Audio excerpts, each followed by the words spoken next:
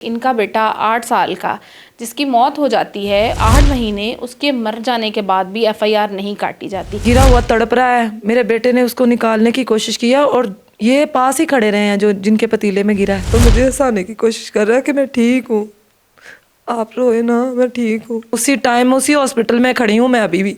मुंह ते चंद पैसे मारो बीबी, उन पैसों की खातर आ रही है। अस्सलाम वालेकुम जी, आप देख रहे हैं YK न्यूज़ और मैं हूं आपके साथ सनम अरूज। मेरे साथ सादिया मौजूद हैं और इनका बेटा 8 साल का जिसकी मौत हो जाती है और तकरीबन कोई 8 महीने उसके मर जाने के बाद भी एफआईआर नहीं काटी जाती। इनके बेटे की डेथ किस तरह से हुई या एफआईआर क्यों नहीं काटी गई, इन्हीं से जानते हैं।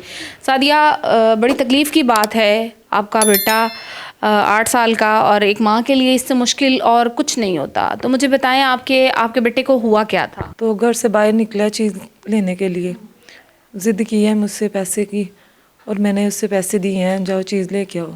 सामने ही शॉप है बच्चे चीज़ वगैरह की। इधर ना गली में ना तारों की दुकान है एक, चंद कदम के फासले पे। तो इन्होंने ना वहाँ चने रखे हुए थे गली में पकने के लिए। गली वालों ने भी मना इनको किया है कि आप ये क्या कर रहे हैं, कि यहाँ के बीचों बीच जी गली को बीचों बीच है, तो ये रश का माहौल है, कोई भी बंदा यहाँ से गुजर रहा है तो इसके खतरा बन सकता है। इन्होंने सुनी नहीं है। बच्चा बाहर आया है वापस ना, ऊपर से ना बालकनी से मैंने देखा शोर पड़ रहा है बाहर। मैं अपने 10 साल का जो बेटा है मेरा, उससे 2 साल बड़ा है, मैंने उसको कहा जाए बाहर जाके देखो ज़रा। वो गया है देखने, तो कहता मामा जी कोई बच्चा गिर गया, शोर पड़ रहा है, मैं आगे होके देखता हूँ। मैंने कहा आगे ना जाइए ज़रा, इतना रश है, बस उसको ही ले आइए, दुकान पे गया होगा चीज़ लेने। जब देखा है तो वो मेरा ही बेटा था गिरा हुआ उसमें, और गिरा हुआ तड़प रहा है। मेरे बेटे ने उसको निकालने की कोशिश किया और ये पास ही खड़े रहे हैं जो जिनके पतीले में गिरा है। काफ़ी लोग थे, ये इनके वर्कर्स भी थे और ये दोनों बाप बेटा भी थे जिनकी तारों की दुकान है।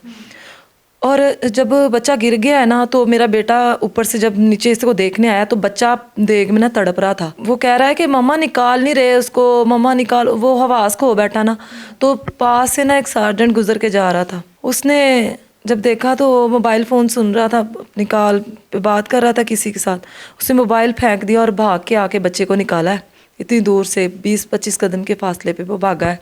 बच्चा उतनी देर उसमें तड़पता रहा है, हाय हाय कर रहा। मैंने जब नीचे उतरी हूँ, सीढ़ियों तक आई हूँ, तो वो खुद ही बेचारा भाग के आ रहा है ऊपर, सारा जला हुआ भाग के आ रहा है, धुएं निकल रहे हैं उसके जिस्म से। सीढ़ियाँ चढ़ा है, सीढ़ियाँ चढ़ के वॉशरूम में आया है, कहता मामा जी पानी डाल दो। जब मैं सीढ़ियों में खड़ी हुई है ना, मैंने उसे जब पकड़ा है ना ऐसे कि क्या हुआ है तुम्हें, क्या हुआ है, मेरा उसका मांस ही मेरे हाथ में आ गया, तो सारी जिल्द। उस वक्त होश में था? जी जी बिल्कुल होश में था। चल के आया? चल के आया है, भाग के आया, सारा जला हुआ। तो ऊपर गया है सीढ़ियाँ चढ़ के, तो वॉशरूम में सीधा गया है। मैंने कहा पानी नहीं डालना ऊपर, तो मुझे क्या पता, उन्होंने पहले ही पानी डाल दिया हुआ था निकाल के ना। जब टूटी सी साथ ही उन्होंने कूलर, पता नहीं पानी का कह रहे हैं, लगा हुआ था, वो कूलर भरा हुआ ऊपर उसके अंडेला है, तो उस वजह से ना काफ़ी उसको जलन शुरू हो गई। वो मेरे भाई उधर आए हुए थे और भाभी रहने के लिए 2-3 दिन, तो वो जब उन्होंने देखा कि तब इसको हॉस्पिटल ले जाएं फटाफट। हमने अपनी मदद आपके तहत बच्चे को म्यू लेके गए हैं। पहले साथ भी नहीं आए, पूछा भी नहीं गया अस्पताल लेकर जाना है? नहीं, खुद आप अपने ही मदद? जी मुंशी लेके गए। मुंशी वालों ने कहा इससे म्यू ले जाएं, बच्चे की हालत काफ़ी सीरियस है, क्योंकि वो उसके होंठ सफ़ेद हो गए थे, हर चीज़ उसकी ऐसी हो गई थी जैसे पक जाता है ना गोश्त, वाइट होता है, कोई बॉयल आए तो ऐसे हो गया था। तो जब म्यू लेके गए हैं उसको, मेरे शोहर और मेरे भाई और मैं, तो उन्होंने म्यू वालों ने एडमिट किया है उसको, उसका इलाज शुरू कर दिया है, थोड़ा सा रिलैक्स हुआ है वो। पर पहली रात तो बस सो नहीं पाया ना हम लोग, सुकून हमें आया ही नहीं। हमने कहा पता नहीं बच्चे के साथ क्या होना है। आहिस्ता आहिस्ता उससे मेडिसिन लगना शुरू हुई। दूसरे दिन वो थोड़ा सा होश में आया, होश में आया। मैंने उससे पूछा है, कोई बात नहीं कर रहा था। जब भी मैं बात शुरू करती बच्चा कांपने लग जाता। डॉक्टर कहती है कि ये आपका काम नहीं है, आप इससे कोई ऐसी बात ना भी करें, प्लीज़ हमें अपना ट्रीटमेंट करने दें। तो मैं जब डॉक्टर से भी पूछती कि आप ही इसको क्या हुआ है, एक माँ थी ना, मैं रो रो के गिड़गिड़ा के पूछती थी, तो डॉक्टर यही कहती कि आप ही इंशाल्लाह ठीक हो जाएगा। मुझे क्या पता था। बताएं कि सारे टाइम में जब आपका बेटा हॉस्पिटल रहा तो वो जिनके पतीले में गिरा था उन्होंने नहीं आके पूछा? किसी ने भी नहीं पूछा। जिस दिन मेरा बच्चा गिरा है उस दिन मेरे शोहर की जेब में 50 100 रुपया था, 50 मेरे बच्चे को दिए हैं, 50 उनकी जेब में। वो मजदूरी करते हैं, ना अपना घर है ना कोई कारोबार है, बस मजदूरी करते हैं और इसी चीज़ का उन्होंने फ़ायदा उठाया है हमारा। मुझे बताइएगा कि फिर आपके बेटे की डेथ कब हुई और कितने दिनों के 10 दिन वो जिंदा रहा हॉस्पिटल में? जी।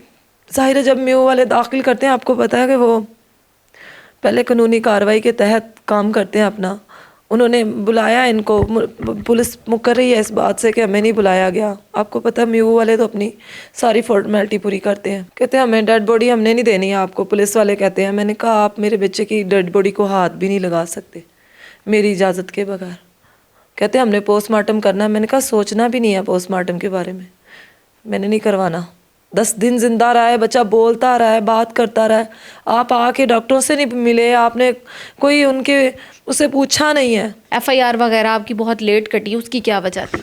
जब मैंने डेड बॉडी रिसीव की ना बच्चे की, तो ना उसके बाद उन्होंने मुझे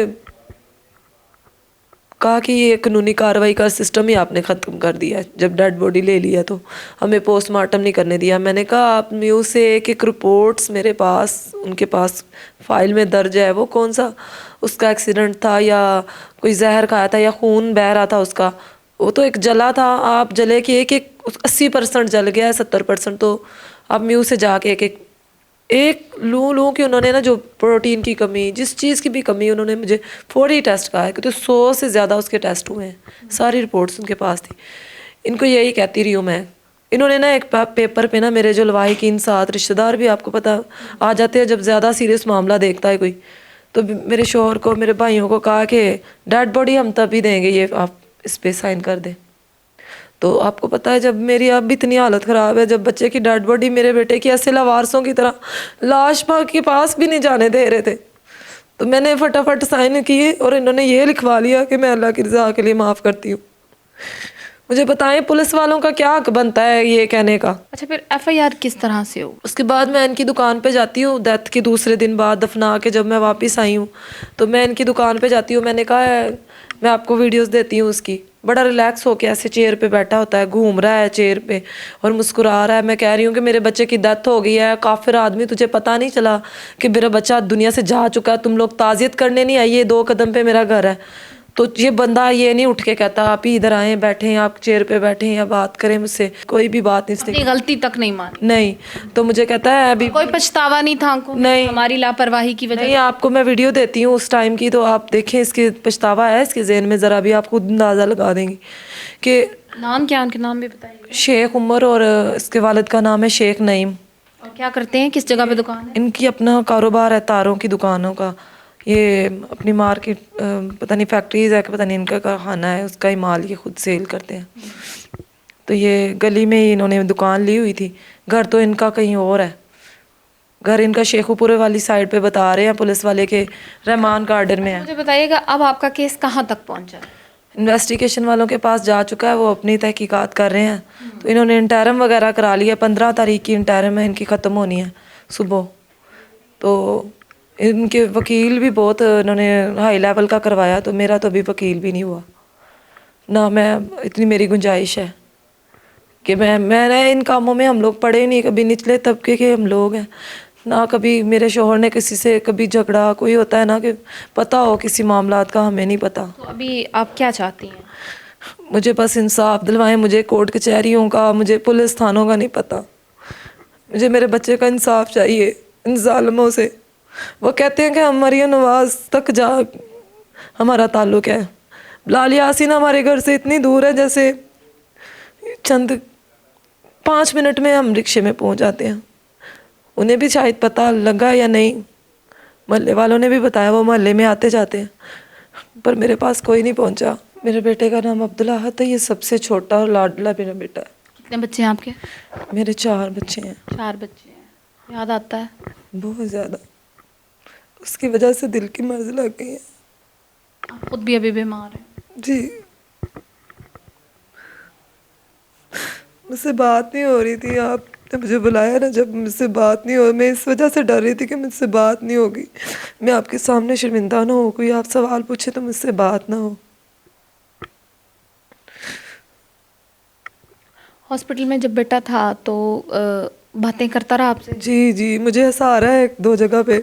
मैं रो रही हूँ ना तो मेरे शौहर कहते हैं, जब भी कोई मैं नाराज़ होती ना इनसे, अपने शौहर से, तो ये मुझे आंखें मारता मेरा बेटा कि मुस्कुराएगी और पापा के साथ सुलह होगी, देखेगी। अक्सर घरों में हो जाता है तो ना बाप ने इसको कहना जा मम्मा को आंखें मार के आ, तो वो वैसे ही बेड पे लेटा आंखें मारी जा रहा है, मेरी तरफ देख रहा है और मुझे हंसाने की कोशिश कर रहा है कि मैं ठीक हूँ, आप रोए ना, मैं ठीक हूँ। तो जब वीडियोस है उसकी, वो एक औरत थी उसके पास मोबाइल था, उसने बड़ी उसकी वीडियोस बनाई हैं, तस्वीरें बनाई हैं, मुझे सेंड की हैं। तो पुलिस वालों का एतराज़ ये था कि आप लोग उस टाइम कंप्लेन करने आते जब आपका बच्चा हॉस्पिटल में था, मुझे बताएं मेरा बच्चा ऐसे पकड़ के मुझे बैठा रहा, सोने नहीं दिया, खाने नहीं दिया उसने, मुझे दिल भी नहीं चाह रहा था, पर मरने के लिए और जीने के लिए खाना पड़ता है। बता नहीं सकती कि मैं उस वक्त और इस वक्त किस जगह पे खड़ी हूँ, उसी टाइम उसी हॉस्पिटल में खड़ी हूँ मैं अभी भी। मैं अपने शौहर को रोज़ कहती हूँ, मैंने कहा मैं उसी जगह पे हूँ, मुझे वहाँ से निकालो, मैं वहाँ से निकल ही नहीं रही। और पुलिस वाले बाजी चल छड़ पर मेरा नाला चला गया, की हो गया।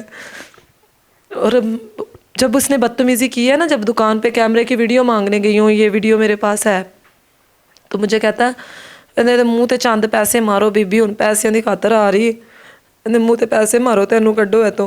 फिर मैंने उधर खड़े होके 15 पे कॉल की है।